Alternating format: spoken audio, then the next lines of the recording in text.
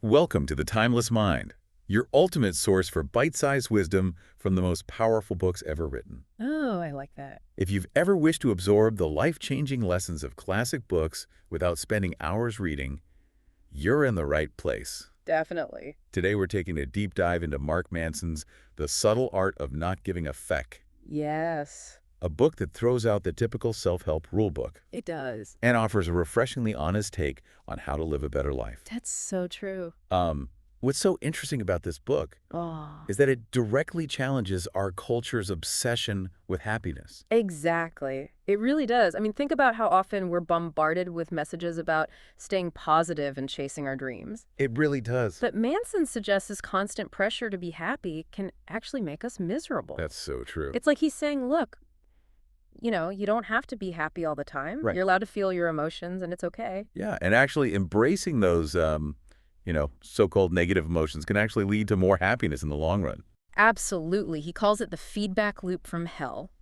Oh, tell me about this. You see, everyone's perfect filtered lives on social media. Right. You start comparing yourself and end up feeling inadequate. Of course. Then you beat yourself up for feeling bad, which just makes you feel worse. Oh, it's the worst, isn't It's a it? vicious cycle. Have you ever found yourself trapped in that cycle? Absolutely. No. I think we all have at some point. For sure. But Manson's point is that this pursuit of constant positivity can be a trap. Yeah. He argues that sometimes caring less about certain things, Okay. things that might not actually matter in the grand scheme of things, can Yeah. lead to greater happiness. He calls this the backwards law. Yeah. It's like he's saying that sometimes by letting go of the need to control everything Right. and feel good all the time, Hmm. we actually free ourselves. Exactly. And a big part of that is being selective about where you direct your energy. All right. Manson really pushes you to think about what you truly value, what really matters to you. This is huge. It is, because if we're always chasing external validation or achievements Right? that society tells us are important, we might end up feeling empty and unfulfilled. Totally. And it's about defining success on your own terms, Absolutely. not by society standards. Manson actually uses a personal story from his middle school years to illustrate this point. Oh, yeah. Getting caught with marijuana was a turning point for him Wow. and really shaped his early views on entitlement. It's a pretty wild story. It is. And he uses it to show how our early experiences, Yes. both positive and negative, can shape our sense of what we deserve Totally. and what we expect from life. It's like our first taste of what we think the world owes us. Yeah. And he then takes this a step further Right. and argues that the self-esteem movement, with its focus on making everyone feel good about themselves, Yeah. regardless of their accomplishments, may have inadvertently created a generation of entitled individuals. That's a really interesting perspective It is, isn't it? because we always hear about how important self-esteem is. Right. But he's saying that it needs to be earned. Exactly. It's not just something that's given. So instead of focusing on building self-esteem by simply praising everyone, Right. he argues that true self-worth comes from facing challenges, overcoming obstacles, and developing resilience. Absolutely. It's about building that inner strength Yes. through real experiences. He uses some really interesting examples from the music industry Oh, yeah. to drive this point home. Remember the story of Dave Mustaine, the guitarist, who was kicked out of Metallica? Oh, of course, right before they made it big. Exactly. Mustaine went on to form Megadeth, Yeah. a very successful band in its own right. But he remained bitter about his Metallica experience for years. It really shows how our chosen metrics for success can determine our level of happiness. Yeah. Mustaine was so focused on comparing himself to Metallica Yeah. that he couldn't fully appreciate his own achievements. It's like his metric for success was always being one step ahead of Metallica, which is an impossible standard to live up to. And so he was constantly setting himself up for disappointment. Exactly. Manson contrasts Mustaine's story with Pete Best, Oh, yeah. the drummer who was fired from the Beatles just before they hit it big. Right. Best was initially devastated, Of course. but eventually moved on to build a happy and fulfilling life outside of music. Really highlights how different values can lead to very different outcomes. It really does. Mustaine's values seem to be tied to external validation and comparison, Right. while Best chose to focus on personal happiness and fulfillment. I see. So it's not just about achieving success. Right. It's about defining what success means to you. Exactly. And this leads us to what might be the most important takeaway from this book. Okay. The importance of choosing good values. Manson actually lays out a list of what he calls shitty values. Oh, really? Things like always being right, constantly staying positive, chasing pleasure, or prioritizing material success. Ooh. He argues that these values often backfire because they're based on external factors that Yeah. we can't control. They also set us up for disappointment because they create a constant need for more. Yeah. More validation, more pleasure, more stuff. Right, it's a never-ending cycle. Exactly. And you're always chasing something. Always chasing, never quite getting there. Yeah. Okay, so now it's time to peel back a layer of what Manson calls the self-awareness onion. Okay, I'm intrigued. This idea suggests that understanding our emotions and values is a layered process, Okay. not just about knowing what we feel, but also why we feel that way. That's deep. It is. So it's not just about being aware of your emotions. Yeah. It's about understanding the root cause. Exactly. And he uses a fascinating story about a woman named Meredith Moran to illustrate this. Oh, tell me about this. She came to believe that her father had sexually abused her as a child, but later discovered that these were actually false memories. Wow, that's a powerful example. It's a truly shocking example of how our brains can invent memories to fit our existing beliefs, Yeah, especially when those beliefs are tied to strong emotion. absolutely. It shows how powerful our minds are. It does, and how easily our perceptions can be distorted. It's a stark reminder that our perceptions and memories are not always reliable, Right. and that questioning our own beliefs is crucial even when they feel incredibly real. So we can't just take our thoughts and feelings at face value. Right. We need to dig deeper and examine where they're coming from. Exactly. He also shares the story of Erin, a self-improvement enthusiast, Okay. who seems to be doing all the right things, yet her underlying values are a bit off. So she's going through the motions. Yeah. But maybe not for the right reasons. She's fixated on achieving certain outcomes, Right. but hasn't really examined whether those outcomes are truly aligned with her values. Her story is a cautionary tale about how focusing on the mechanics of self-improvement Yeah. without examining our core values can actually lead us down the wrong path. It's like climbing the wrong ladder. Exactly. We might achieve those external markers of success, but still feel empty and unfulfilled. So it's not just about achieving things. Right. It's about achieving the right things. Yeah. The things that truly matter to you. This idea of questioning our beliefs connects to some fascinating research on the nature of evil that Manson brings up. Oh, really? The psychologist Roy Baumeister found that evil people often believe that everyone else is evil.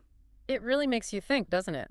It does. How often do we project our own insecurities, biases, and fears onto others, creating unnecessary conflict and suffering? It's like we're seeing the world through a distorted lens. Exactly, and that can lead to all sorts of problems. It's a powerful reminder to be mindful of our own potential for being wrong, Yeah. to approach situations with a healthy dose of humility Yeah. and a willingness to see things from different perspectives. Absolutely, and this leads us to one of my favorite concepts from the book, Okay. Manson's law of avoidance. I like it already. He states that the more something threatens our identity, the more we'll avoid it.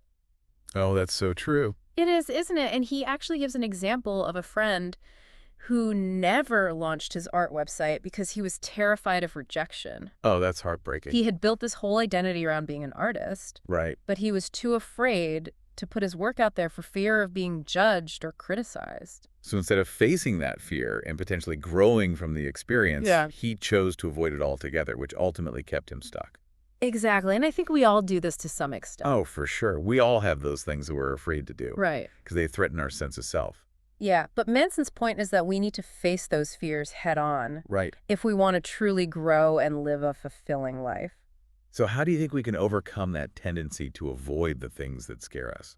Well, Manson believes that saying no and setting boundaries is key. Okay. He talks about his experience traveling in Russia and how the blunt honesty of Russian culture made him realize the value of authenticity. So it's about being willing to express your true self, even if it means risking rejection or disapproval. Yeah. This can be incredibly challenging, especially in a world where we're constantly bombarded with messages about being likable and fitting in. It's so true. But Manson argues that this fear of rejection can actually lead to a life devoid of meaning and purpose. It's like we're living someone else's life instead of our own. Exactly. And that's a recipe for unhappiness. So it's about finding that balance between being true to ourselves Right. and also being respectful of others. Absolutely. It's not about being rude or inconsiderate, No. but it's about being honest and upfront about our needs and limits. And that takes courage. It does. But it's so worth it. It's about living a life that's true to who we are, Exactly. even if it means ruffling a few feathers along the way. And I think that's a great place to leave it for now. I agree. Let's take a break and come back to explore more of Manson's wisdom. It seems like a lot of what Manson is talking about comes down to taking responsibility for our own lives and choices. Absolutely. He makes a strong case for recognizing that while we can't control everything that happens to us, we can control how we respond. Mhm. And that's where our true power lies. He actually makes a distinction between responsibility and fault, right? Yes, We exactly. may not be at fault for everything that happens to us, Right. but we're responsible for how we choose to deal with it. Exactly. He gives the example of finding a newborn baby on your doorstep. It's not your fault the baby was abandoned, Right. but you are now responsible for its care. That's such a powerful analogy. Life can definitely throw us curveballs, Mm. but it's up to us to decide how we react and move forward. Do you think this ties into his view of romanticized love? Definitely, Manson challenges the idea that romantic love should be this constant high. He compares it to an addiction where the intense highs and lows are driven by entitlement and a need for validation. So instead of looking for someone to complete us or fix our problems, we should be focusing on building relationships based on mutual respect and trust. Right, it's about recognizing that we're all individuals with our own flaws and imperfections. That's okay. Exactly, it's about accepting each other for who we are. He introduces these concepts of victims and savers Hmm. in relationships where one partner is constantly creating problems and the other feels obligated to fix them. It's a dynamic that can be really destructive. Sounds like a recipe for codependency and resentment. Exactly. Healthy relationships require both partners to take responsibility for their own well-being and happiness. Manson emphasizes the importance of being honest and vulnerable even when it's uncomfortable. He shares a story about his wife asking him how she looks, even when she might not be feeling her most confident. It's a great example of how true intimacy requires letting go of our ego and being real with each other. It highlights the importance of trust and acceptance in a relationship. Absolutely. It's about creating a safe space where both partners can feel seen and heard. He also stresses that conflict is inevitable and even healthy in relationships. It's how we handle disagreements that determines the strength of the bond. Right. It's not about avoiding conflict altogether. It's about learning how to communicate effectively and resolve issues in a way that respects both partners. Being able to say and hear no is essential. Without those boundaries, resentment builds and the relationship becomes unbalanced. It all comes back to that idea of taking responsibility for our own emotions and needs, rather than expecting our partner to fulfill them. Speaking of responsibility, Manson also delves into how genetics and our upbringing can influence our values and behaviors. It's fascinating how our early experiences can shape our sense of entitlement or victimhood. Some might feel entitled because of advantages they were born with, while others might feel victimized by challenges they faced early on. It's a complex interplay of nature and nurture. He uses the example of someone with OCD, recognizing their compulsions are irrational, but feeling powerless to stop them. It highlights how deeply ingrained these patterns can be. So how do we navigate these ingrained patterns and take ownership of our lives? Manson argues that while it's important to acknowledge these influences, ultimately we're responsible for our choices and actions.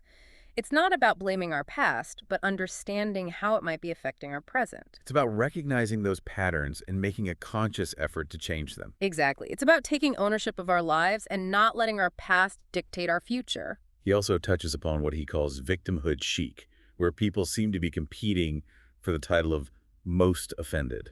It's an interesting observation about how victimhood can become a kind of social currency. It's like people are trying to one-up each other with their suffering. Yeah, and it can become a way of avoiding personal responsibility. He cautions against getting caught up in this mentality because it focuses on blame and resentment instead of finding solutions. Right. It's about shifting our focus from what's wrong with the world to what we can do to make it better. It's not to say that injustice and inequality shouldn't be addressed, but Manson encourages finding a balance. We should take responsibility for our own well-being and strive to make positive contributions to society. It's about being proactive instead of reactive.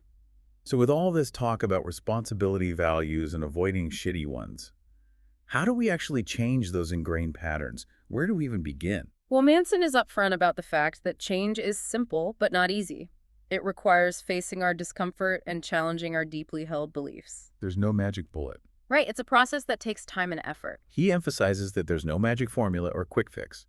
It's a messy, continuous process that requires self-awareness, honesty, and experimentation. And it's different for everyone. Right, there's no one-size-fits-all approach. He also highlights the importance of failure as part of growth, learning, and improvement are impossible without making mistakes along the way. He brings up Pablo Picasso, who, when asked about a simple sketch, said, "It took me over 60 years to draw this." It's a reminder that mastery takes time, dedication, and a willingness to embrace those inevitable stumbles. It's about seeing failures as opportunities to learn and grow. Exactly. It's about not letting setbacks define us. Manson shares his own struggles, launching his online business. He faced many setbacks and rejections, but he kept going because of his passion and a desire to learn from his mistakes. It's inspiring to see how he turned his failures into stepping stones. And that's a key takeaway: choosing the right failures, those that align with our values and contribute to our growth. It's about failing forward. He also encourages us to embrace the discomfort of uncertainty, acknowledging that we don't have all the answers, and that's okay. In fact, that's where the magic happens. Being open to new possibilities and adjusting our course along the way is part of the journey. It's about being willing to learn and adapt as we go, rather than clinging to rigid beliefs or expectations. And that brings us back to the importance of questioning our own beliefs, even those that feel fundamental to who we are. He uses the example of Meredith Moran again, who eventually realized she had falsely accused her father. It's a powerful reminder that our memories are not always accurate, especially when influenced by strong emotions or pre-existing beliefs. It's a call to approach our own memories and experiences with a healthy dose of skepticism and to be open to the possibility that we might be wrong. It's a humbling thought, but a necessary one for growth. Manson suggests asking ourselves a powerful question when we feel stuck. What would it mean if I were wrong? That question can really shake things up. It forces us to confront the potential consequences of our beliefs and consider alternative perspectives. It's about challenging our assumptions and being willing to see things from a different angle. And once we've done that internal work, Manson encourages us to take action, even when we don't feel like it. He calls this the do something principle. It's about taking those small steps towards our goals, even when we feel overwhelmed or uncertain. He actually talks about his own experience overcoming social anxiety by forcing himself to talk to strangers, even though it's terrifying at first. It's a great example of how action can often precede motivation. By simply starting, we can build momentum and overcome our fears. It ties into the idea that we don't have to wait for the perfect moment or feel completely ready to start making changes. Sure. Sometimes the best way to get unstuck is to just take that first step. And as we take those steps and start putting ourselves out there, Manson reminds us of the importance of setting boundaries and saying no. He brings up his experience in Russia again, where the direct communication style made him realize the value of being upfront about his needs and limits. It's about being true to ourselves, even if it means risking rejection or disapproval. Manson argues that constantly trying to please others can lead to a life that lacks authenticity and fulfillment. We end up living according to someone else's expectations instead of our own. He also challenges the romanticized notion of love that's so prevalent in our culture. He argues that those intense highs and lows, often associated with romantic love, can be a form of addiction. It's fueled by a sense of entitlement and a need for constant validation. He suggests that healthy relationships are built on mutual respect, trust, and open communication, even when it's difficult. He also talks about the importance of being able to both give and receive rejection in a relationship. Always trying to please our partner or avoid conflict can actually prevent the relationship from growing and evolving authentically. It's recognizing that disagreements are inevitable and that working through them can actually strengthen the bond. This leads us to the final section of the book, where Manson tackles the profound subject of death and its impact on our values. He dives into Ernest Becker's The Denial of Death, which argues that humans create immortality projects to cope with their inherent fear of death. These immortality projects are essentially our values and aspirations, the things we strive for in an attempt to leave a lasting mark on the world. It's as if we're trying to create something that will outlive us, a way of denying our own mortality. Manson then shares a powerful personal story about a moment in South Africa that brought him face to face with his own mortality. He describes standing on the edge of a cliff, feeling the vastness of the world and the fragility of his own existence.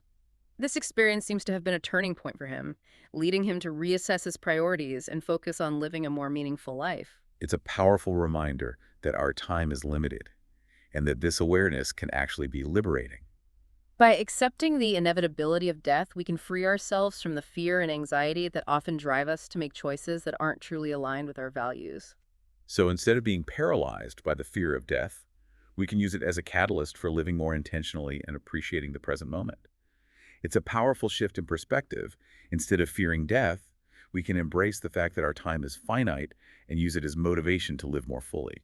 Right. Manson's point is that this awareness can free us to focus on what truly matters, to choose values that are meaningful and fulfilling rather than chasing fleeting pleasures or external validation. He encourages us to think about the kind of legacy we want to leave behind and to make choices that reflect those values. It's not about achieving some grand feat or becoming famous, but rather about living a life that feels authentic and aligned with our deepest sense of purpose, and even in the face of life's inevitable challenges. Manson reminds us to find the humor and joy in the journey. Oh yeah, he does. He actually uses this funny anecdote about a talking panda who appears out of nowhere and starts offering wisdom about problems. Oh, yeah, I remember that. It's a reminder to not take ourselves too seriously. Right, life is absurd sometimes. It really And is. sometimes you just gotta laugh. And ultimately, Manson argues that true happiness doesn't come from avoiding problems, but from solving them.